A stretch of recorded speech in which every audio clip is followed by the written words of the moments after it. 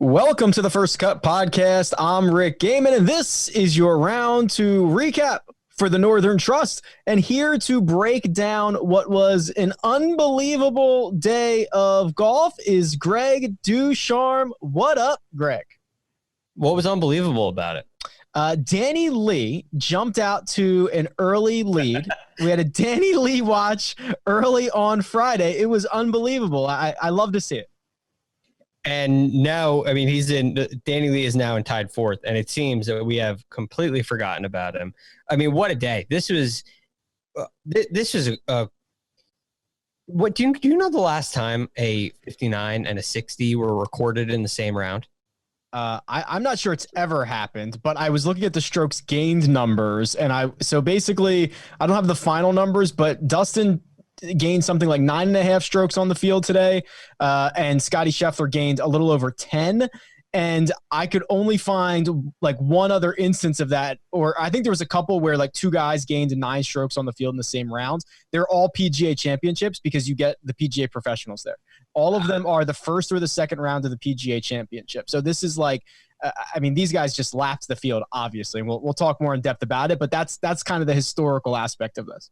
So I remember it happening once, and maybe there's a chance I'm missing something. I don't know what year this was. I got to look it up. But it's Paul Goydos. He shot 59 in the first round of the John Deere, and Steve Stricker shot 60 the same day. I remember that happening. I couldn't believe it. I said, I don't think this will happen again for a very long time. And yeah, I think you're right about that. Ago?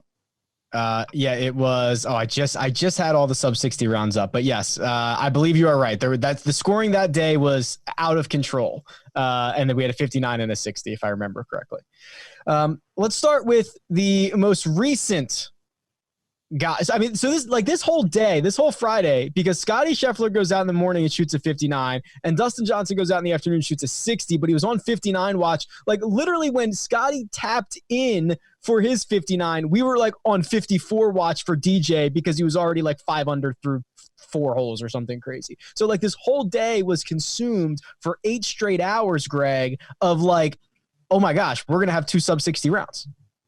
59 watches are some of my favorite things to watch. They're fascinating because you get to see offense. You get to see birdies. I love seeing guys make birdies, especially when it's like it wasn't so easy like it was that day at the John Deere where scoring was crazy low. There was a little bit of bounce in the greens. You're seeing these guys hit great shots and hole great putts. And yeah, there are some scoring holes, but you know, there's some difficulty to the golf course at the same time.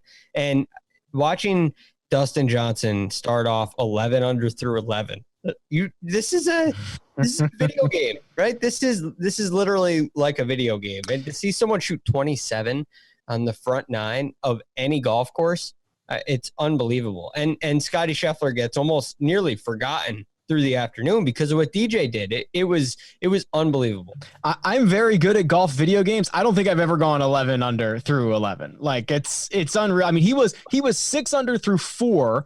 He was 9 under through 8, and he was 11 under through 11 before he pars 7 straight holes coming in. And you know, the temperature on Twitter was like, that was the most disappointing 60 I've ever seen in my entire life, which maybe disappointing is not the word. Anticlimactic might be a better word for it. But like, I think someone correctly said on the telecast, maybe it was Nick Faldo, like if he started with 7 pars and ended with this flurry of going 11 under in his last 11, we'd be losing our minds. Yeah, which is absolutely true. Yeah. But I understand the narrative on Twitter where this is one of the most disappointing 60s you've ever seen. And that's true for so many reasons. One, you don't see a lot of 60s. There's not a lot of opportunity to see a 60. There's also not a lot of opportunity to be disappointed in a 60. Yeah. And when you're so far out in front, Dustin 59 is easy. It's like a guarantee he's going to shoot 59 with the scoring holes that he has in front of him. Now, yes, the second 9 is definitely the harder side, but DJ took it apart yesterday. In yesterday's round, he handled it great. He finished birdie eagle. We're thinking, oh, he's got 54 in the back. Who knows how low this could go? But you know it's going to beat 59, and you start seeing tweets come out like, how is imagine what Scotty Scheffler is going to feel like when he shoots 59 and it's not the lowest score of the day. And I had some great tweets teed up, ready to go. Historical context. I had the stats ready. All I need you to do, DJ, is make one more birdie coming in. I had them, and now they will. 18 there. Now they will die in my draft folder. So what do you think about the decision he made on 18 to lay up? Okay, so it's obviously hard for us to know what the lie was, what the situation was. So he had 212 to the hole, according to Shot Tracker. He was down in that like little awkward. It's described as a native area on Shot Tracker. It's just kind of like a weird little area. So and it's an awkward stance. I understand that. He also wants to at least give himself a look at 59, right? I mean, if you go long and left, you don't have a chance at it. So like I get it. It felt like Dustin Johnson, who is one of the best, I think, in the world at always keeping the pedal down. I thought he let up a little bit, which is rare. For any other guy, I would have been like, okay, like he's playing to a wedge in, he's going to give himself a look. I just thought that was very anti-DJ to do that. I understand what you're saying. I mean, you're talking about, what are you hitting, 200-yard shots, basically? Yeah. Into that. DJ from 200 and, I thought, 212 yards to a back hole location. I mean, you're talking about probably an 8-iron to the front of the green, maybe a 9-iron to the front of the green, or somewhere short over the water. I mean, you're getting over the water with nothing. And the lie is that burnt grass. The thing you can't tell watching on TV is how severe the slope is. You can tell that, like that lie as it relates to the grass was very doable. And I think he could definitely get a 6-iron, probably a 5-iron out of there at least. But to get, to see the ball, how far below his feet was it? That's really where it comes into question. And so I give him a little bit of a pass. He also has been working on his wedge game, and it over the past couple of years has become a strength of his. So I understand it. But you're right. It feels kind of like, well, this is DJ. We see it. DJ is the most aggressive player, one of the more aggressive players on tour. That's at least how we typically think of him. So it was a little strange to me, but still, what a round. He left himself with 82 yards after the layup. He hit that shot to 23 feet. He rolled it by, did not obviously convert the birdie putt. He taps in for par for a round of 60. A couple of good notes here from producer Jacob. If DJ would have shot a 59, we would have seen 15% of all the sub 60 rounds on the PGA Tour in a single day. That's wild, considering PGA Tour has been around for a bajillion years. And also, no one else has shot lower than a 64 this week. So while scoring is low, guys are flying up the leaderboard. I mean, Danny Lee shot a 64 on Friday. Cam Davis has gone 64 or 65. This is still so much better than that. Like these two rounds that we were able to witness. And thank goodness, Greg, imagine if they were going on at the same time. Could you imagine? Thank God one was in the morning and one was in the afternoon. Yeah, it is helpful. Although having two of those in the afternoon would have been nuts. But I'm looking at his stats here. I'm looking at the stat page, and I am appalled at this number. 9.553 strokes gained total. Yeah. And it's second. It's second for the day. I don't think we'll ever see that again. Probably not in like a regular event where they're all PGA Tour professionals. It would take something very, very drastic. So DJ, unfortunately for us, does not capture the 59, but Scotty Scheffler did. So I'm going to talk about that in a second. But I want to remind you, of course, sports are back, and the new Stitcher app is one of the best platforms to consume sports podcasts. They even have a new collection on their homepage of the app for the return of sports, where our friends from the CBS Sports Podcast Network, Fantasy Baseball Today, and the Pick Six Pod are both being featured. Stitcher also makes it incredibly easy to build playlists, love that, of your favorite podcasts. Download Stitcher for free in the App Store today. Greg, Mr. 59, Scotty Scheffler, does get the job done. And this was like, I was like, this has been a great day already. You know, like I didn't need anything else. I didn't need the DJ 59 watch from his fourth hole, but Scotty Scheffler gets it done. And let's talk about 18 because he played it the way I wish DJ would have, which is just kind of like get it. There is there's that kind of landing area out front left of the green. It's safe over there. You don't have to hit it as far to that back pin position. He ends up, Scotty leaves himself with what? He pulled putter and he leaves himself with basically 90 feet that he putts up the hill to 4.5 and then he knocks it in. Yeah. So like 3.5 feet, really smart play. And you could see if you look at it on the map here, you can see how far back that flag is. And that's what I'm saying about that. If you're a DJ, you have 212 to the hole. You're under 200 yards to the front edge of the green. And then there's still another probably at least 15, maybe 20 yards short of that before you get into penalty area. So doing some math on that, I wonder if DJ maybe would have rethought that and said, okay, I can get this to the front edge of the green and it's going to be a whole lot easier. But Scotty on the second nine's a lot harder, don't you think, this week, Rick? And yeah, so it was playing, I looked earlier, it was about a shot more difficult on the back. And he went out, birdies 10 and 11, and then 12 and 13 are tough. 12 especially. 12 is just a brutal hole. He makes par there. But then 14, 15, 16, all birdies, and then the easy birdie on 18. That second nine was just ridiculous to me. I mean, it's so impressive. Yeah, I thought the way that he strategized 18, not only to give himself a shot at 59, but to almost ensure it where you just have to get down into from 80 something feet. Now, of course, because golf is not easy and it's never easy, Greg, he leaves himself with 4.5 feet for 59 on 18. I would be like on the ground in tears if I had to putt from 4.5 feet for a 59. What do you think would be what's more difficult, putting from 4.5 feet for 59 or putting from 4.5 feet to win a PGA Tour event?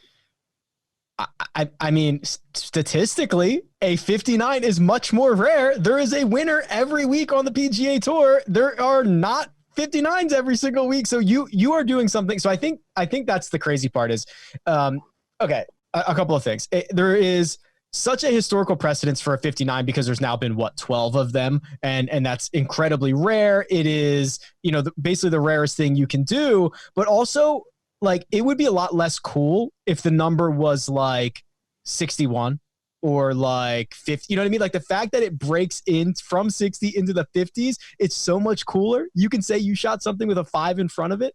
Yeah, there are thresholds, right? It's like all of you listening, you've gone out and you're just trying to break 80. And 80, the something 9, those thresholds, whether it's 99, 79, whatever the number is, 69 or 59 if you're a PGA Tour player, these numbers are extremely rare and impressive thresholds. And for some reason that zero just, it seems to have a lid on it and it's really hard to do. It's hard to break through, but guys are starting to do it more and more often.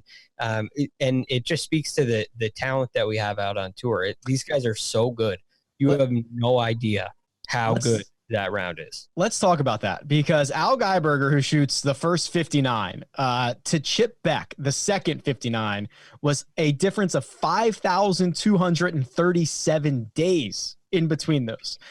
Then the next one from Chip to David Duval, 2,600 days. And then the next one after that, 4,100. But in recent years, these have gotten more common. So, I mean, just recently, between Justin Thomas and Adam Hadwin's 59, there was only 9 days. They were 9 days apart. They're a week apart. Then, Snedeker does it 572 days later. Kevin Chappell does it 393 days later. And then Scotty Scheffler does it 343 days later. So we're talking now, we're seeing them once a year, maybe once every 2 years. My question is, Greg, why? These guys are good. That sounds so. They're getting so much better, and the training is improving. The equipment is improving. Colin Morikawa has worked with his coach Rick Sessinghouse since he was 8 years old. This is so. To really answer your question, why? Because of Tiger Woods. Mm-hmm. because Tiger Woods was on TV when he was 3 years old and went on to have all the success that we know and love to talk about.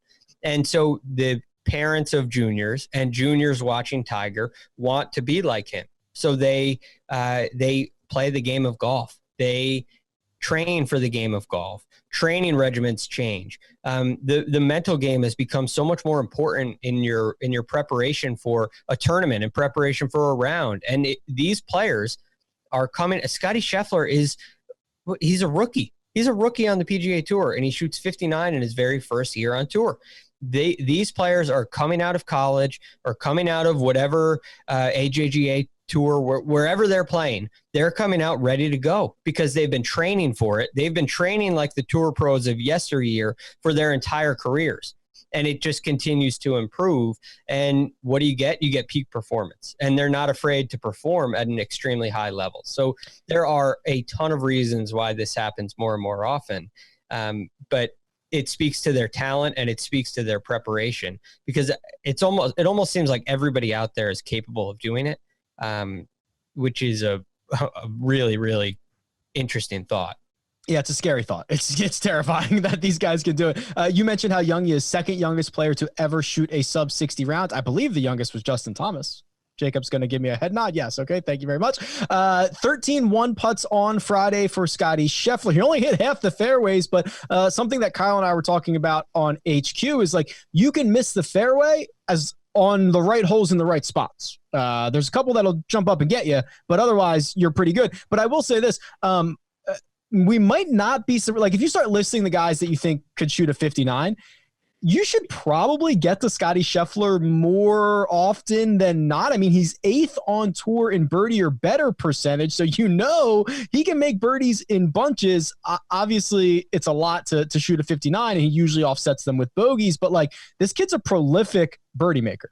You've been talking about this all year long on our Tuesday daily fantasy podcast. And as we have those discussions, you remark, it seems almost every week, he makes a ton of birdies and eagles. He's great to have on your fantasy team. And it seems like your secret has just been outed. Like, it's not a secret anymore. Now everybody's going to think of him as a birdie and eagle machine. So I think some of your advantage and my advantage of having Scotty Scheffler on your team at a lower own percentage, I mean, that might go away. So he's definitely going to become a more popular player now.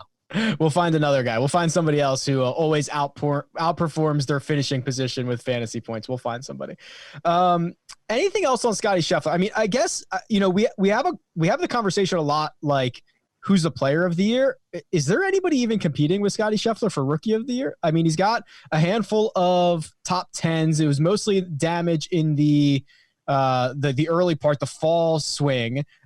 Now with this, I mean, I know it's corny to say like this round could have solidified it, but like people, like humans vote for this. Like, when you talk about the NBA MVP or rookie of the year or whatever it is, you usually look for a defining moment. Well, here's your defining moment for Scotty Scheffler in route to being your PGA Tour rookie of the year.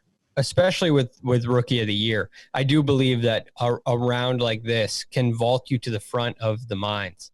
Now, the interesting thing about rookie of the year this year is there are a lot of players. Maybe a lot is unfair, but there's kind of some cloudiness in who's a rookie and who's not. So it's not like, okay, Scotty Scheffler got drafted this year, Colin Morikawa and Matthew Wolff got drafted last year, but Victor Hovland is a rookie this year. So it's very strange to me that Hovland is a rookie and Morikawa and Wolff are not, even though they've basically played together every week. So that's a little cloudy. So the one thing that I worry about with rookie of the year is are players going to really know, I guess, do they get a card? I don't know how that works. Do they get a card? Is it multiple choice? If that's they'll name finalists. They'll name finalists for it. So it's probably Scotty Scheffler and Victor Hovland. You're right. I forgot Victor Hovland. So Victor Hovland, Maverick McNeely, Harry Higgs, Matthew Neesmith, Will Gordon, actually Eric Van Rooyen, Tom Lewis. Those would all be rookies that you could consider for this. And that clarification happens for one reason. Because Wolff and Morikawa last year got their card. They locked up their PGA Tour card. So that becomes their rookie year, whereas Hovland had to go to the Korn Ferry Tour Finals and earn his card for this year. Thank goodness we had one for him this year. Seriously. I want to talk about Tiger Woods, but first we're going to take a quick break and hear a word from our partners. All right, Greg, the big cat, he's going to make the cut on the number 3 under, which is what he started his Friday round at. Seemed to be pretty stuck in neutral. He had a couple of like bad chips. I mean, it wasn't pretty for Tiger, but he made the birdies coming in that he needed to make sure that he plays on the weekend. Yeah, it hasn't been the cleanest of performances. I would say, well, yesterday's round impressed me. Today's round did not impress me nearly as much. He was a little off with his irons, but there's good news. He's healthy and he's playing, and we're going to see him play again next week, which I think is a very optimistic sign. But we haven't seen Tiger yet this year really get on a roll. And I feel like that's kind of lurking. It's around the corner, but he needs to get some things figured out with the flat stick and really get on a roll where you see Tiger make 5 birdies in 6 holes. And that's how he contends in events like this. He goes out on a Thursday and he shoots 2-3 under par. And then on Friday and on Saturday, you'll see him really string together birdies. You'll see him go on a rip of a birdie run. And that's what he's kind of done through his career, to position himself right near the lead heading into Sunday. And we haven't seen him get there yet. So unfortunately, we've had a lot of golf from Tiger that's not meaningful. We've had a lot of, as some people call it, coffee golf with Tiger, where it doesn't really matter. So I'm looking forward to next week when there's no cut. Hopefully Tiger can kind of assert himself and hit some shots that are meaningful on the weekend. This weekend's going to be another one where he's 12. What is he, 12 back? He's 12 shots back, and there's not going to be a lot of high pressure moments for Tiger this weekend.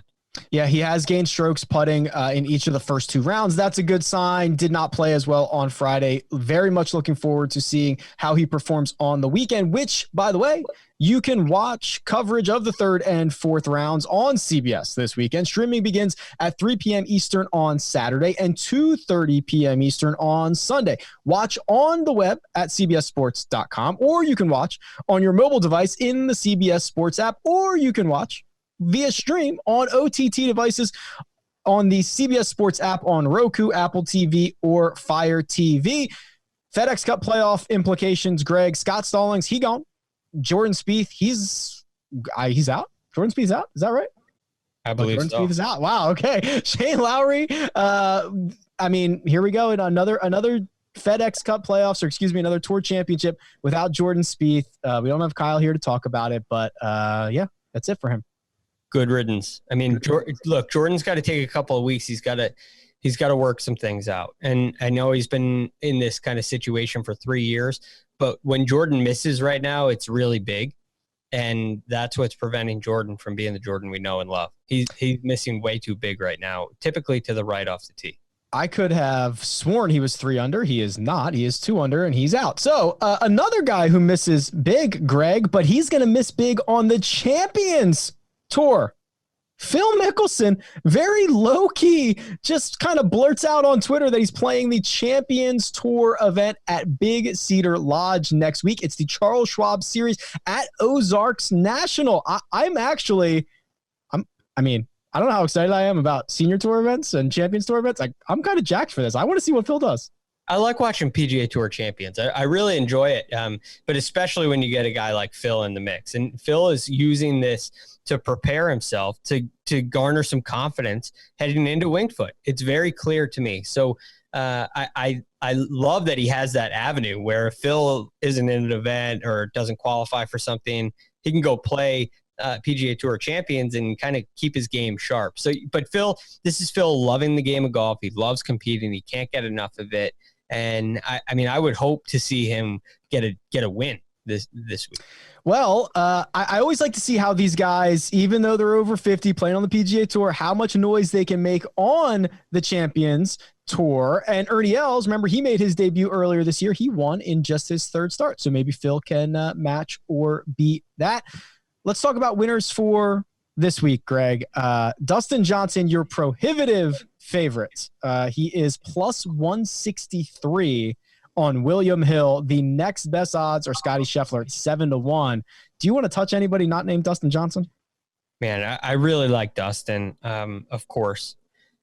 He seems motivated. I think the PGA Championship really aggravated him, but I will say Harris English looks really good. And if you were going to just kind of throw another dart at the board and hope, I wouldn't look too far past Harris English, because the guy just continues to play great golf. And, you know, maybe it's not a winner's check. Maybe it's a top 5 bet, but I think Harris English and Louis Oosthuizen also, he plays great at TPC Boston. Yeah. The argument is like, there's a 59 out there or like, you know what I mean? Not that, but like, is there a 61 out there on Saturday? Like maybe there is. Like, I don't know. I just watched guys go 59, 60 on Friday. Maybe there's a 61. I think it would be a tough task for, like, I would love to see Daniel Berger win this. He's probably too far back. He's 5 shots back, but like matching 66s, and he's been awesome. Like I don't hate it, but I just really think that Dustin Johnson might just run away with this thing. I'm gonna give you the one guy that I would really watch out for. He kind of reminds me of Dustin in some ways. Matthew Wolff. The guy's mature. He's really mature. And today's round was a little sluggish, but he still gets in at, I think he was 2 under today. So he's 10 for the tournament. I'd keep my eye out for him because he's got real firepower. But yeah, DJ's looking good. But do you believe in leaderboard gravity? You think these guys have a tendency of coming back? You believe in the whole hard to follow up a great round with another one? Or are you thinking Dustin's going to go Jim Herman on us? I think Dustin's immune to a lot of that. I do think, like, he's obviously not going to shoot a 60 on Saturday, but like he could go out and shoot a 65 and I'd be like, oh yeah, that makes sense. I don't think that, like, we've seen him run away and hide in golf tournaments. Like we've seen him win by 5 or 6 shots. It doesn't really matter. So if his name was not Dustin Johnson, and from what I've seen in the last 13 years, I would say, yeah, he probably comes back to the field, but it would have to be. He's just hitting it so good. He's just hitting it so good. So we'll see. We'll keep an eye out for it. Obviously, there is firepower behind him. There are low scores out there. So we're going to pay close attention this weekend. We'll be back, obviously, breaking it all down. Let me thank you, Greg Ducharme, who you can find on Twitter at TheRealGFD. You can find me on Twitter at Rick Run Good. This has been The First Cut, and we'll catch you next time.